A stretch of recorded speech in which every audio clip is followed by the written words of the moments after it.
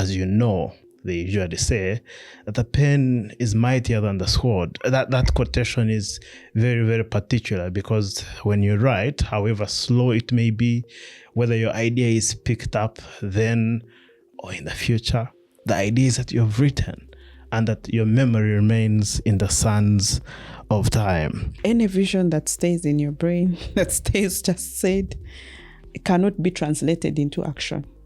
So if you're a leader, leaders write, and writers in most cases become leaders. If you to notice, they don't just remain writers. Look at all these writers. Eventually they become influencers of society. We still talk about Chinua Achebe up to now, Ngugi Athirongo, all these big writers. So you find that in one way or another, things fall apart, comes Still in. influences Yes. So those have become leaders by their writing. So you start, but also if you're a leader, how shall we know the vision that you have? This is the Policy Digest, a Center for Policy Analysis podcast that explores how African societies are governed and how people and their leaders are shaping the future of their communities.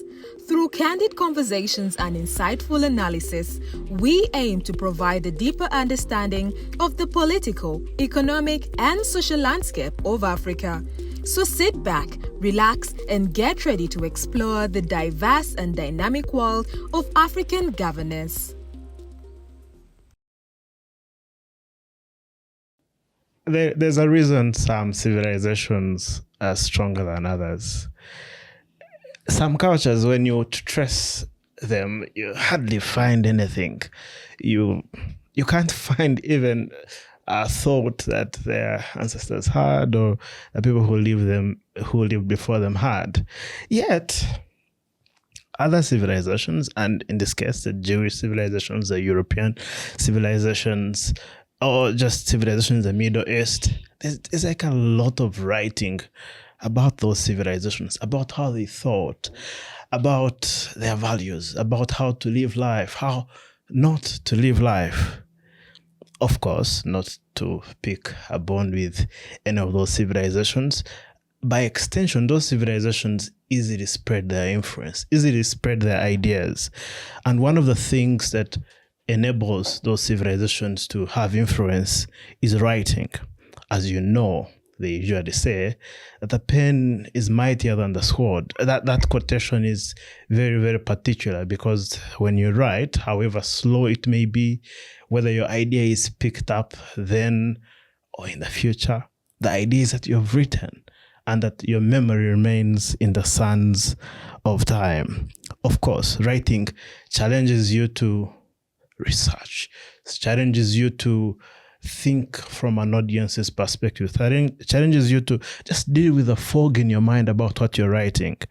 And institutions of learning have understood this. That's why in your research dissertation, they force you to put your thoughts on paper, and many people do write. One of the things that are particular and which has risen in the century as we know it is the rise of particular mentorship programs that want to nurture leaders to ensure that we don't go through the death of civilization for any ideas. And that is the concept of youth leadership fellowships. And one of the youth leadership fellowships that has emerged as a stalwart in the African ecosystem is the Usisi Amandla Fellowship. And we'll just be talking about a recent publication they had, which is Building a Resilient Future. And for this specific conversation, we're hosting the founder of the Development Eye Initiative, under which the Usisi Amandla Fellowship resides, and we'll be having a broad conversation about why they chose that specific format of mentorship. You're most welcome, Elone Natumanya Ainebyoona. Thank you. It's a pleasure coming here to again speak about the work we've been doing and what we continue to do, but also building a generation of intelligent women who are not just intelligent in their safe spaces, but they take that intelligence to the world and use that to solve societal challenges. That's incredible. And we just want you to tell us about the Development Eye Initiative and why you came up with the concept of Usisi Amandla as we forward into the conversation. Yes. Yeah, so Development Eye Initiative is it's a think tank. We exist to provide space for engagement on critical thinking, analysis on public policy, but also use that to enable collaborative conversations between the state and its citizens, because we think that both the state and the citizen exist to enable each other. We elect governments in place. We put in place policymakers. We do all those things so that they can harmonize the existence of societies in a very organized way, so that, Joseph, if you need a road, you have to work together with other people to make sure that there's a road. Otherwise, we'd also build small roads. I don't know how that would happen. So for certain things to happen collectively, you need institutions, or you need something that will organize you. And that is what we call the state or the government. And so that's, for us, we think for you to enable that successfully, you need participation of the citizens effectively. So back to how did we end up in the conversation to have our Usisi Amandla Fellowship. One, again, is that for you to have this successfully, you need both men and women participating to make this successful, because a society exists with human beings. Yeah, sure. Yes. And so when we sat back, we said, okay, leave alone the numbers. It's also the effective, the meaningful participation of both men and women. And we said, let's create a safe space for women to candidly converse on what sort of a country, what sort of state, what sort of organization would they want to see, and then thought this in the lens and perspective of Africa. I happen to have benefited from various opportunities across the world, but I think that the conversation needs to come back home to say, what do we want for ourselves as Africans? So the Usisi Amandla Fellowship, which means sister strength, it's a Zulu word, was created to nurture, have more women, have time to reflect, deeply assess what sort of a world we would want to see, what sort of a continent we would want to see.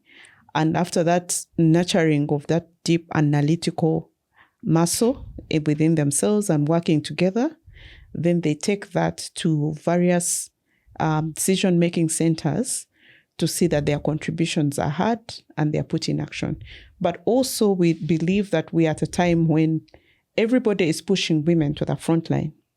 Yes. And then we think that once they are pushed to the front line, they should be meaningful contributors, not just to tick boxes on numbers.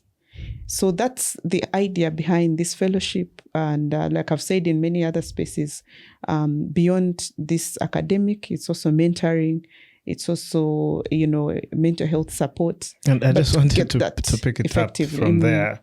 So there are many forms of mentorship, and I did observe what you are doing with the fellowship. Mm-hmm. Many, them meeting people who have been there, them maybe having policy labs that discuss specific issues. Mm-hmm.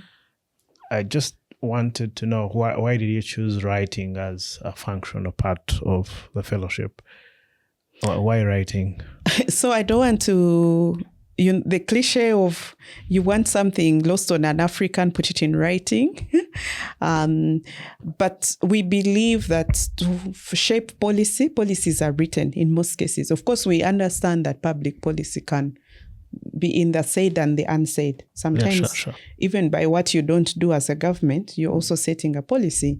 So if you don't have this written, stored and presented somewhere, how are you going to make it meaningful? Because today, if you appear somewhere, say this today, say the other tomorrow. So we thought that it's important that the ideas of these young women are put together, well thought out, well assessing the policy questions that they are dealing with, put it in a writing, and that's why we produced a compendium, which has 18 policy briefs, categorized in 6 clusters.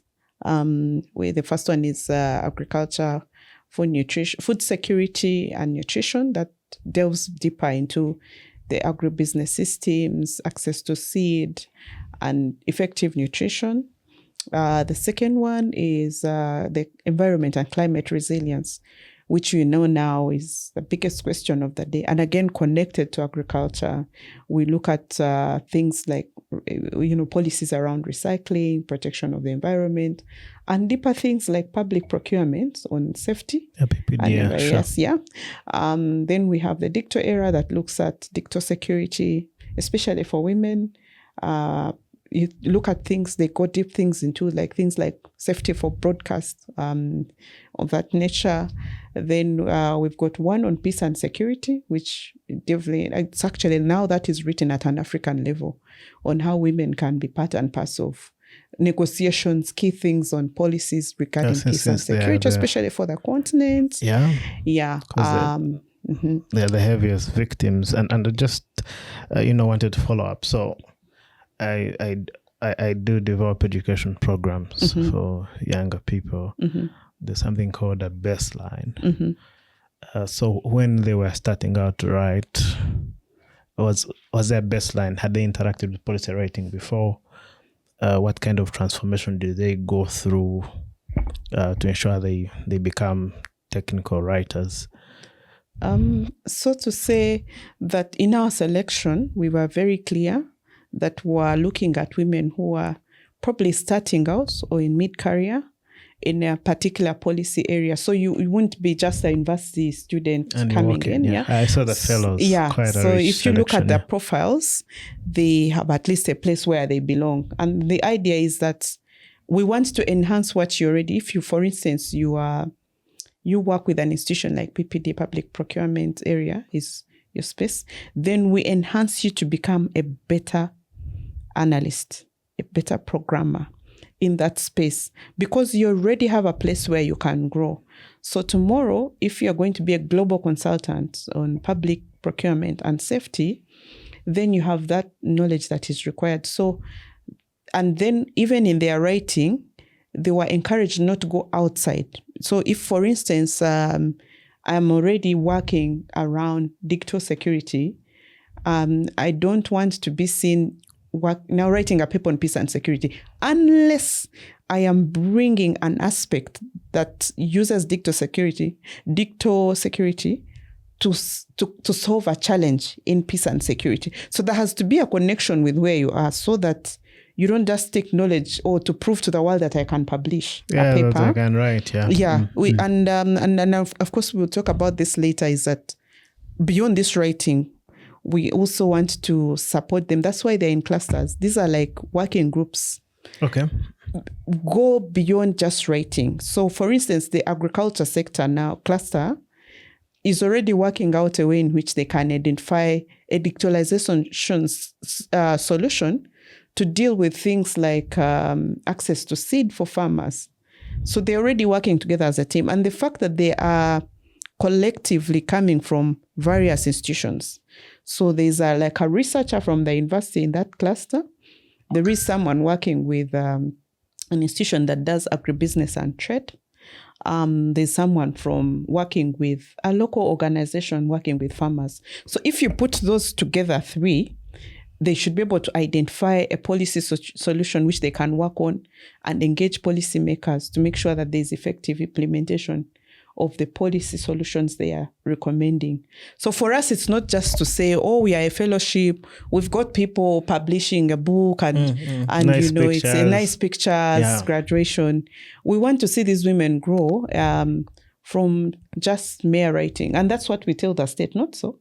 You have this policy and then why is it not working? Why is it not working? Yeah. So we want them to go further and engage with a little bit. So our impact will really be seen if we begin to see transition in terms of what is on paper and some bit of action. So to say that, for instance, now one of the things they raised I'm so passionate about agriculture. Please. I didn't know. Yes, I had huge. some small farming here and there. So it's for instance, they've been advocating for some reviews on the trade policy to effectively serve the agriculture sector. So I hope to see that as we get into the next government next year, there will be engagements to see maybe if Parliament or the Trade Ministry can have a revision of the policy through the advocacy of the fellows. Yeah, I was going to come to that, but now you bring it up. Let's just finish it up. And I think I have sort of like seen it quite a lot with like various spaces. So people write and they report that they have written and that's it. So I was quite curious about, is this just going to remain on shelf? How is it going to move from theory to practice? Was it just the empowerment of the skill itself and the modules is just an end in themselves? How exactly is it going to trickle down? So I'm going to ask quite a specific question. I know you did the Mandela Washington Fellowship by the United States government in 2018. How do you think those experiences of how they do follow up inspired the kind of follow-up processes they do here, you're trying to do here? Well, I don't know whether I want to comment on their follow-up because I think a lot of investment for them is in the fellowship and thanks to them. There are some engagements that are done after, but I think because of the numbers and also the diversity of the fellows, not much is enriched. But here we are saying for us, actually our target was 25. Okay, we did 18. Yeah, sure. Is to say that we get a bit of like 30-70%. You do that. A lot of heavy lifting, 70% is in the fellowship. The 30% is the post. So there was a lot of learning, of course, with what now they've set up all these spaces of the American Center, for instance, where there's a lot of learning and fellows get to go to learn and engagements that they continue to do. I know there are reciprocal engagements that they do, but ours, because it is much more homegrown, because the Americans, what they're trying to say is you get a comparative learning of what they do and what you do in your country and maybe pick up something. So, and I must be honest, some of the things that we did in the fellowship were also picked up from what I learned in the fellowship, in the Mandela Washington Fellowship.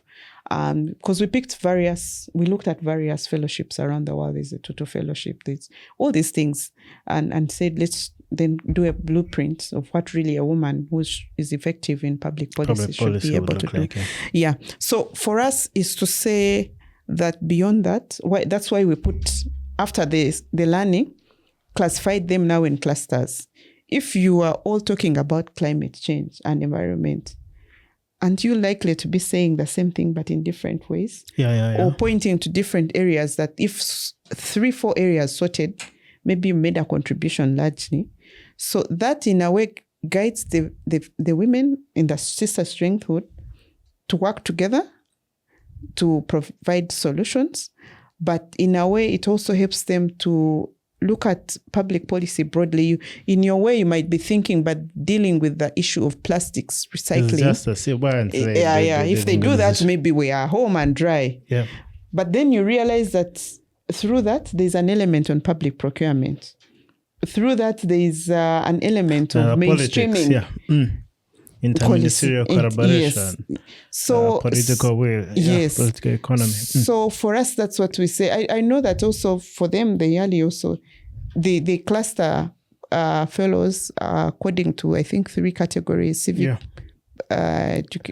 group, and I think public administration and business and trade.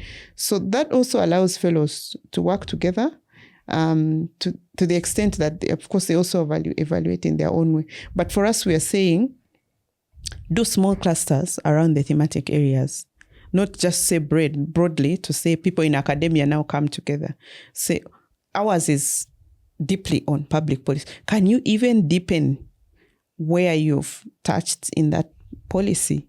Can you get a thought process of another person in that cluster? And then even when you are, collective advocacy, if you're going to engage like a committee on parliament, can you go as a yes, consortium? As a consortium, as a or team, cluster, or or a group, cluster. as you say. So we intend. That's why I'm saying 30%, because we may not go into that as deeply Sure. as what we're doing in the fellowship, because you need to build more of the capacity. Now, the capacity we build in our fellows, they can do all these things even on their own. And for some Without of them, your they're already doing some of those things. They're already giving each other opportunities. One time, we had a session of a guest speaker, and there was a fellow who was not in. Unfortunately, they had not sent us like an apology. So we called and said, "Oh, where are you?" I said, I'm on a flight from from Cape Town. I've been attending this workshop, this training, which was given to me through one of the fellows." Well, and I was like, Amandla. "Okay, you've missed, but at least we are making progress. So we're making progress." Minus, yes, yeah. So I could see that now, the foundation we built, the value system, these people begin to see themselves as, equippers of each other to become, access points for advocacy for the things that they're doing. Yeah, and just to seal the first foundational conversation, why is it important for the leader to write? It looks you're quite particular. You want to be a leader, you must learn how to write. You must. From your experience, why is writing a fundamental function of leadership? Any vision that stays in your brain, that stays just said, it cannot be translated into action. So if you're a leader, leaders write, and writers in most cases become leaders. If you to notice, they don't just remain writers. Look at all these writers.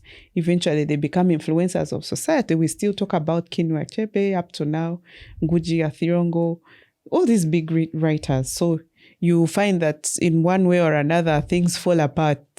Still influences our opinions. So those have become leaders by their writing. So you start, but also if you're a leader, how shall we know the vision that you have? That's why we ask for manifestos from, candidates that are contesting for offices. Can you tell us what you exactly have in your mandate? What would you like to do for them? So we see that in written various, platforms, in policies. So this, from the beginning, even when you're committing yourself to the fellowship, you must read, you must write. They know it. And when we were starting, we asked, if you're not ready for this mountain, we were happy to excuse you. Yeah, go to another. So that is where things became a bit tight in our fellowship. And it was not just writing. We had to make sure that the key aspects on writing that we had given to the fellows come out through the paper. So if you look at the papers, we've really tried to put a certain level of professionalism. But also we want the world to know that when women write, they do it well. We don't want to produce just a paper and say, "Oh, these are women's." So you should be able to go in there and say, "No, this person, they are writing for who they are, not just because they are a woman." Or they are, you get it. When you read this, you should be able to see an expert's writing on a subject matter. Yeah, and I saw they touched on topics that, yes, some are concerning women, others were broad. Most of them are actually. Yeah. I think there are like one or two which are specifically on women. Yeah. I think there's one on in health. We have health and population. Yeah, I like that aspect. There was one specifically, I think, on menstrual hygiene.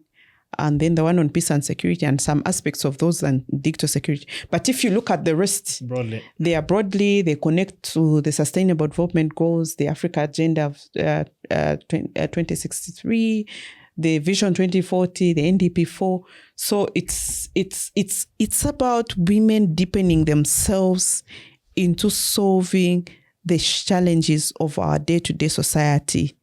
If you talk about, there was a fellow that surprised us, an aspect like providing first aid skills to almost everyone in the population.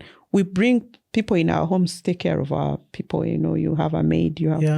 What happens if you choke? Maid is scampering and what.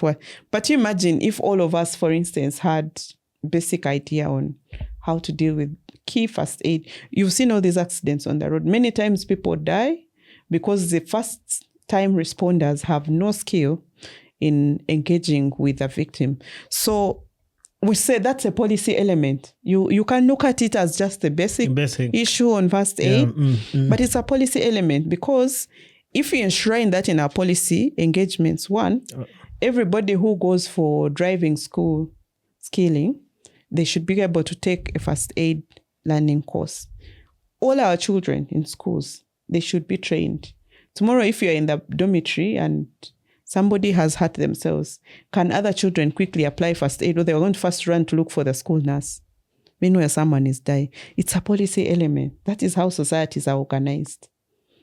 So for me, it's women looking into this, not just about them. Of course, eventually, when you solve this, it is first the women that you're helping, because any deficit in development, women are affected first than any other category of society.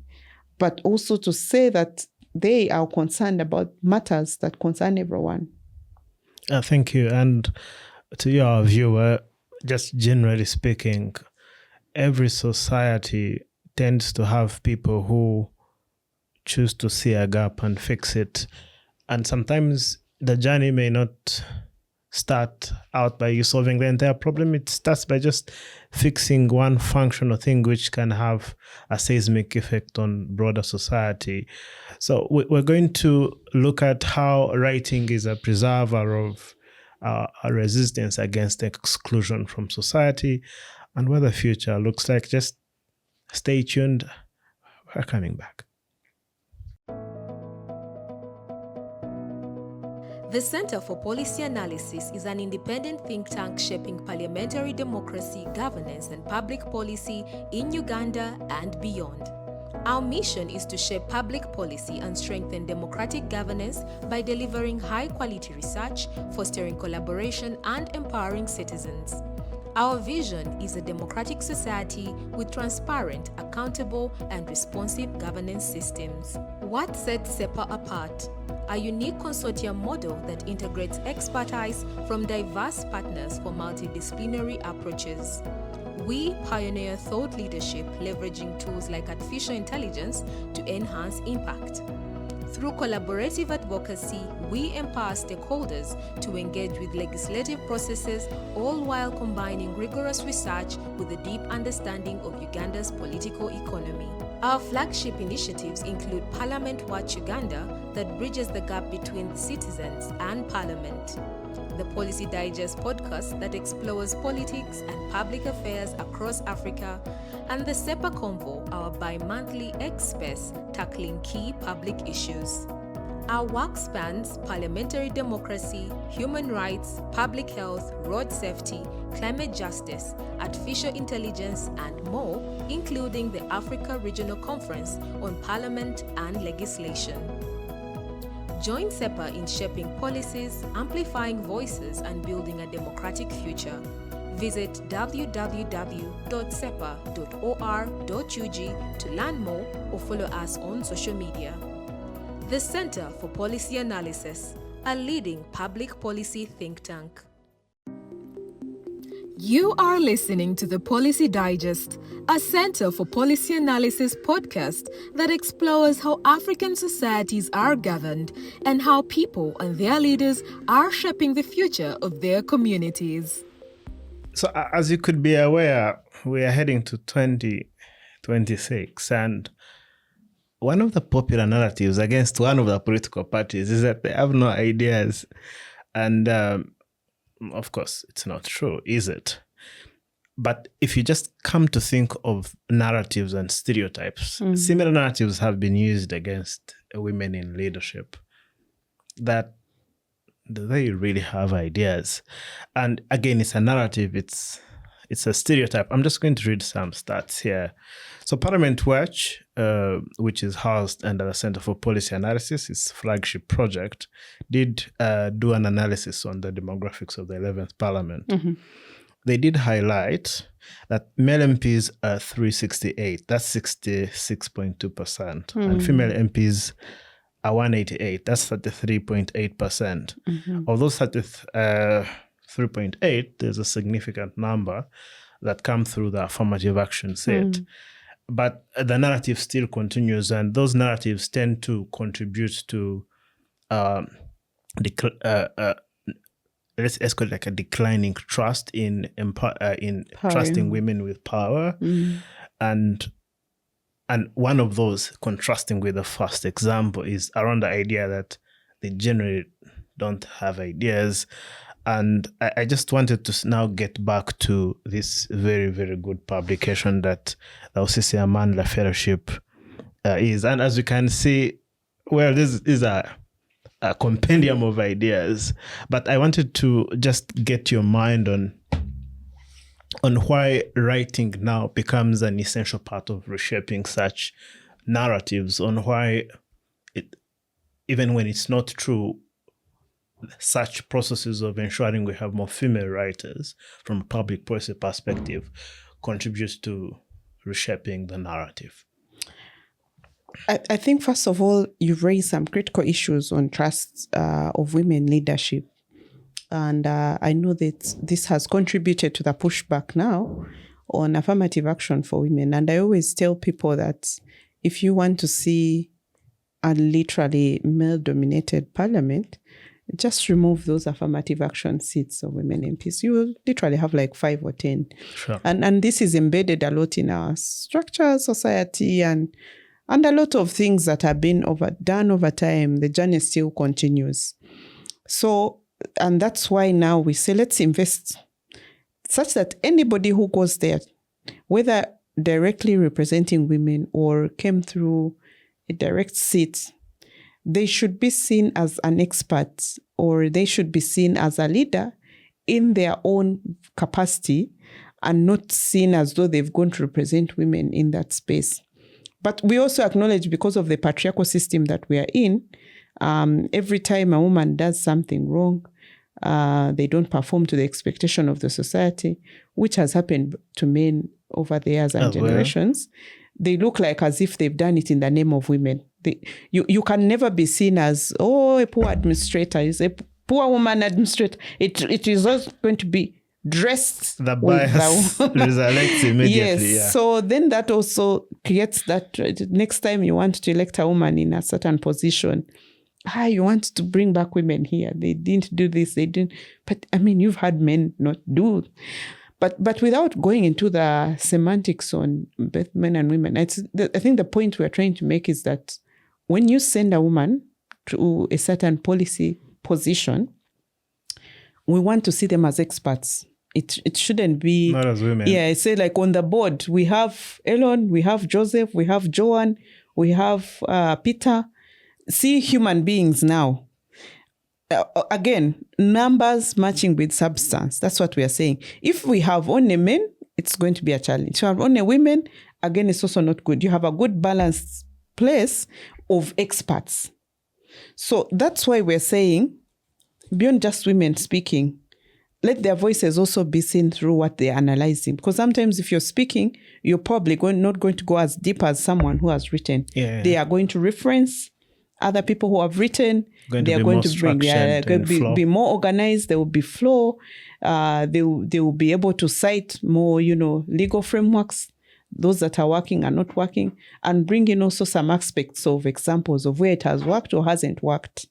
So for me, I'm always all for writing. I'm always all for women putting their thoughts together and let them putting them out to the world. So at Development Eye Initiative, we put so much emphasis on the use of digitalization because we know how much the world is moving. And so this is available in both print, but mostly in digital. In digital. And so what has happened is that these women also, we have 18 podcasts on Spotify now. We'll be sharing out our accounts. You will listen to each one of them in their own voice. Because the paper maybe is about 7 or so pages. But when you speak, you hear them speak, it breaks it a bit more in easier chunks for an ordinary citizen to understand. Yes. They also, in their clusters, been shooting videos which are available on our YouTube. That also creates now, if you can't read the book, a whole book, I know it looks big. At least if you listen to a video, you watch a video or you listen to a podcast, that should bring you closer to seeing where the perspective is coming from. I get your point. Just to ensure we don't lose a certain function of what you've just said. Whether it's a good thing or a bad thing, really, in terms of the nuances of the risks that come when you come to public leadership vis-a-vis your state, not your state per se, your gender. Do you think it's fair? It's fair that women have like a twice amount of expectation that is not on a man? And how do you think writing accelerates that? If they were very good technical writers, do you think that adds to them just wiping away the bias? I'm seeing how technical writing fits into breaking the narrative. It's totally unfair, but I'm not going to wish it away, because we have a structure in which society is constructed.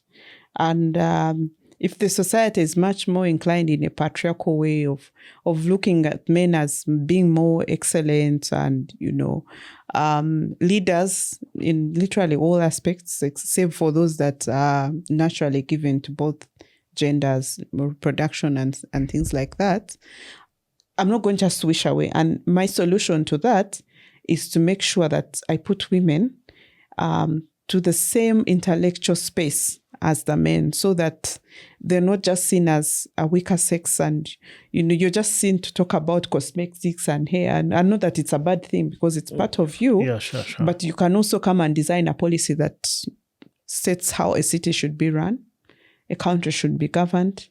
And when you state that, nobody challenges you for being a woman. They challenge you as an expert. They ask you numbers. They ask you the data you've used. So it's a contribution we are making to dealing with that backlash that the women have faced for a long time. So that, we don't just write and say, on this committee, a third of that is women. There's a policy expert on agriculture on this committee. Another woman expert. So if it is a woman, thank God. But there's a lawyer on this team that can guide on how this institution can be governed, or the company secretary. So for me to start from there and say, okay, by the way, she's a woman, she's there. She also inspires other women to look into this space. But first look at the expertise. Are they bringing value to the table? I get your point, and I think it's a functional state of mind to just think through the fact that if you want to be a leader, you have to package your thought. And given that there's already existing bias on women in leadership, sometimes you work harder, not because you are accepting the bias, but because you want to be miles ahead of the bias, because that helps with sort of regulating the bias. I just want us to now get into the book. So I did look through several policy books, and I realized that the writing style of the policy book of this very, very book, Building a Resilient Future, is unique. I did look through, I may not mention organizations, but I think there's a peculiar style of writing. There are other certain aspects I saw in one that I didn't see in another. So I just wanted you to walk us through how you chose the structure of the writing and how you wanted that to shape the fellows' understanding of public policy and how it should be applied. Yes, of course, our fellows, they have the theory part, which it's more or less like an academic, they learn the cycles of public policy, the thought process, the formulation, the implementation, the evaluation, all the stages of public policy. So they already have like that knowledge, or a reminder if they have not gone through it.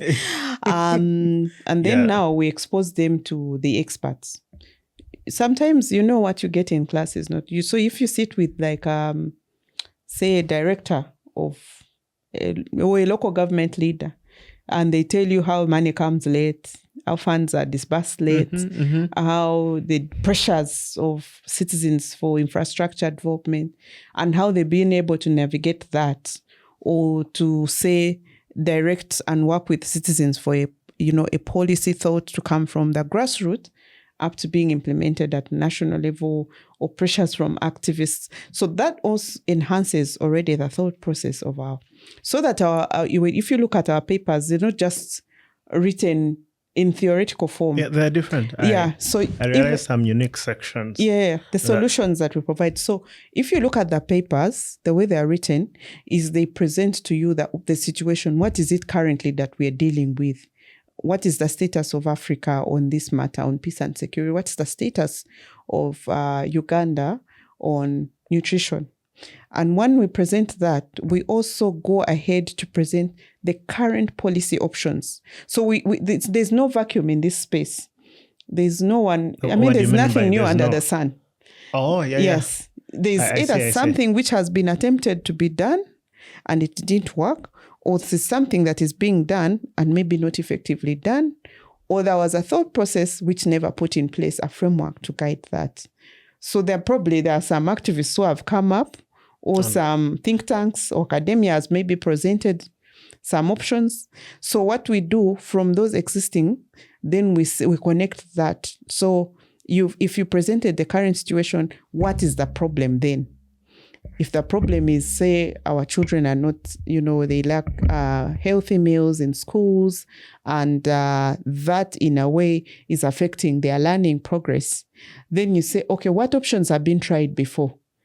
Maybe at some point there was a school feeding program which closed and then afterwards we say, then what are our recommendations? And our recommendations are very clear for institutions. We don't just say, government should put in place. No, we say no. Ministry of Health, if it goes up to the department, we even go there and say, this government agency, particularly in this department, they should design or reframe how this policy has been, or implement this that they put in place. Yeah.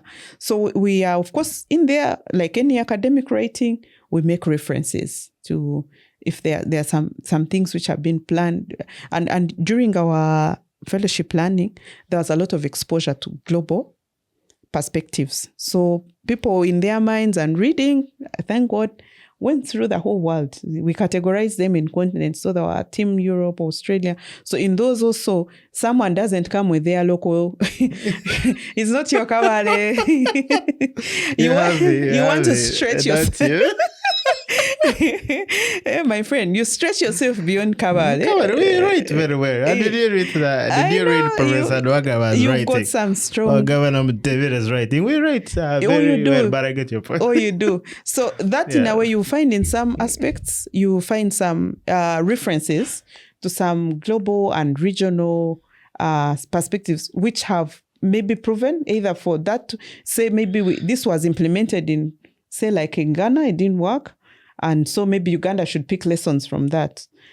So we tease out so many things, and our fellows, that was the hardest part during the fellowship. Because there was deeper questioning. If you came up with a solution, we had to ask you, okay, then how is it going to be financed?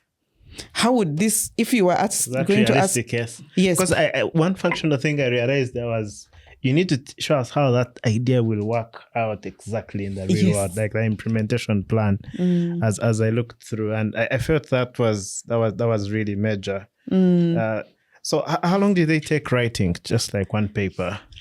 So the writing is embedded in the the fellowship runs for a whole year. That's why it's for a whole year, so that you don't just come and say I attended a workshop and you go away. So the writing is embedded from the start. So even when they are learning in the theory, learning a bit of the academic bits, they are writing, they do assignments. Also, it's cumulative. Yes. Yeah. So as you're doing, for instance, your assignment, for instance, we will give you like the first assignment, I remember they reviewed the African Free Continental Trade Area Agreement. Sure. That it's policy around, trade on the continent.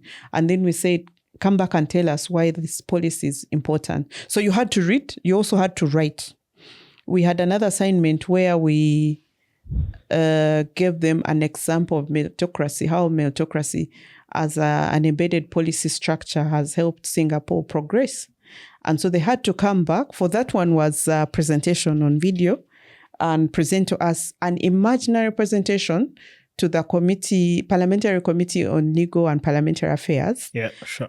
And say, if Uganda took this same engagement strategy, this is where I would go. So all that is already shaping how you should be writing your policy, how policies in other countries are done. And so once they finished learning the theoretical, they started picking policy options.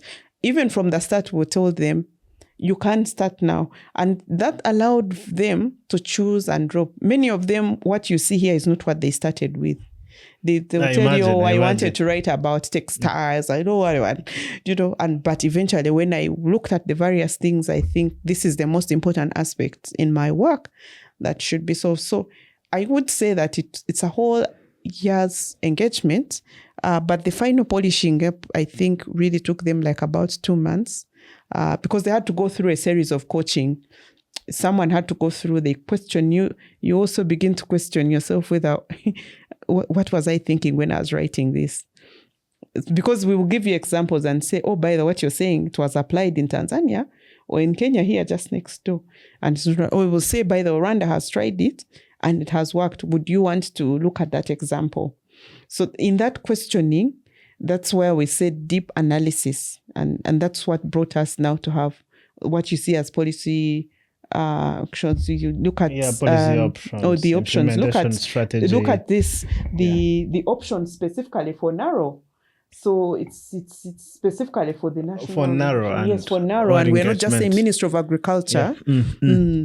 So we specify, and tomorrow if we want to engage an institution, we go up that level, because we know institutions in themselves also, they have doubting challenges that they face to implement policy or put it in place.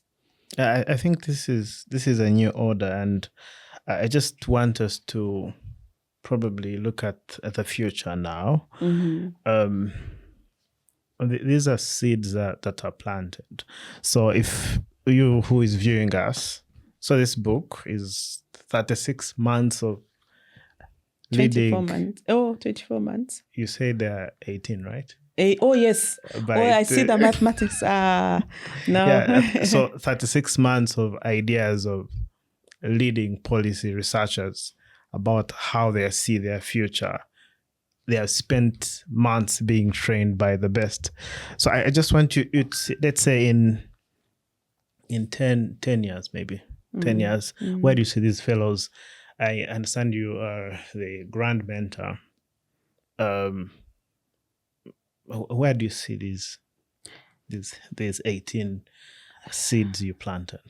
Oh, big, because our idea was for them to become leaders in policy spaces, so they would be big influencers. I see key negotiators on Africa policy frameworks. Many times the people we send, we've received agreements, so these loans that we take, and somebody's saying, but who really negotiated this? What were they thinking about our continent?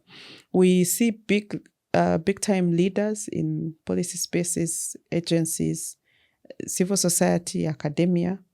But in terms of impact, we also see big policy shifts in terms of what these ladies are working on. Remember, we're going to continue with this.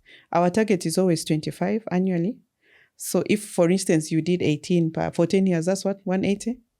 Yeah. So imagine 180 leaders, women leaders in the policy space.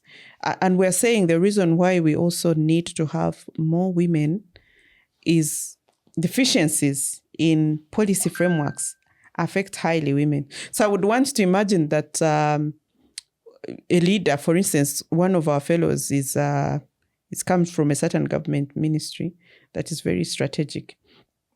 Tomorrow, if she grows and becomes the permanent secretary or the minister, that ministry has a lot of impact on, I don't want to say this, the politics around that, so they don't think our fellow is working to replace people, but But I imagine at that point, and they continue to engage with this knowledge and learning in that ministry that caters for one of those key areas that highly affects women, how passionate they will be on pushing, on making sure that it works for the women and solving the structures, the impediments or development in that particular sector to make women progressive. And there's research which has pointed to a certain multiplier effect to when one person is empowered, how many more are they able to, give the information or even empower. In terms of just sharing information, it was 1 to 40, even if they are just sharing within their circles, how about the millions more that they're able to benefit? So in 10 years, 250, right? Yeah.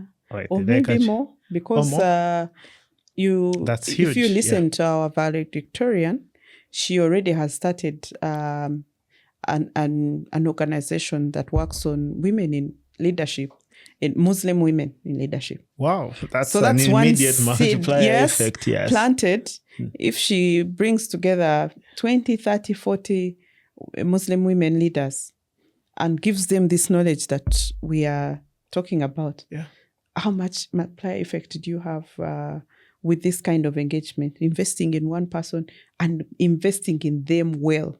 Because one, she's going to share about the ideas she's learned in the fellowship, but also rally around more women, maybe on her policy issue. You'd say, come work together, support me to go and make make this work. So for me, it's saying we don't have maybe so much resources as a country sometimes to enrich so many at a go, but the few that we can, let's make sure we nurture them to become influencers, but also to go and lead others to be what they've become.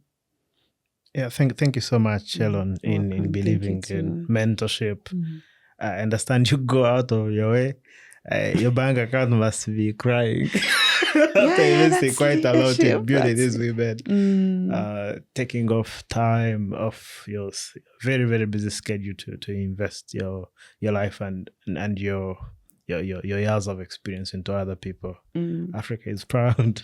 It's very, so very proud of. Humbling. And I know you're taking this to an African level, right? Yes. Do you want to give people a shout out for them to apply as we close, or any parting shots you could have?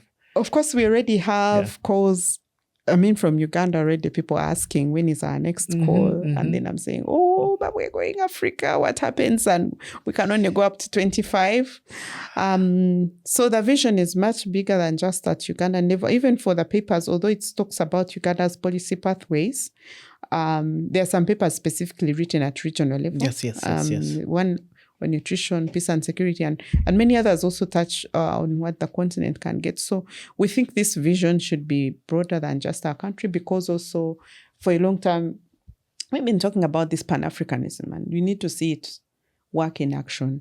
So imagine the value system that we're putting in these women, if it was working on the continent, how we would have the transformation the multiplier effect of the continent, and have more women seen as, lead influencers on the continental policy framework and still building their countries.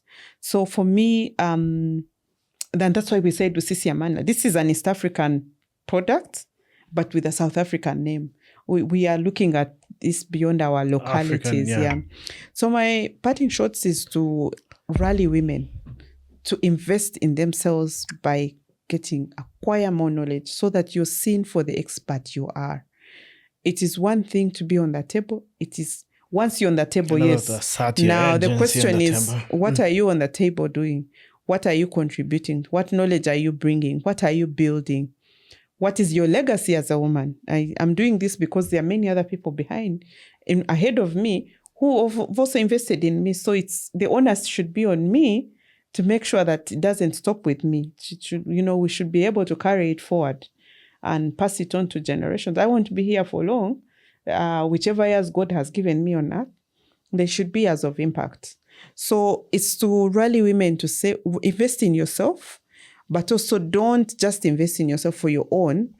Invest in yourself for many other women, because this contributes to reducing the pushbacks of questioning why women should be brought on board, should be part of and parcel of the development processes of our country and of our region. Thank you. Thank you so much. Thank you so Mm. much. We love to have you. And to you, our viewer, the African civilization as we know it has always been a record of very strong women who some led kingdoms, others determined policy, others drove economies just forward. And now in 2025, the Usisi Amandla Fellowship is here to reclaim that power, to ensure that women speak and speak so boldly. And there's a very incredible publication which is just available on the Development High Initiative website, Building a Resilient Future. This is up to 36 months of people who have sat down and thought about the Africa that they want. You would do very well to just get the website and have a look. And this is just not the beginning. In 10 years, they have told us they want to reach over 250, 300 women who could potentially reach millions in the various policy spaces they will be going to. And we know this is a journey that has just started here, like the Amazon flows just into oceans, flows and waters, various spaces. The Usisi Amandla Fellowship will be one of a kind. And it was an honor hosting you, Elone. Thank Goodbye. you so much, Joseph. Thank you for listening to the Policy Digest podcast, the Center for Policy Analysis podcast that is profiling African ideas and people that are shaping the future of their communities. Subscribe to all our platforms on YouTube and Podbean.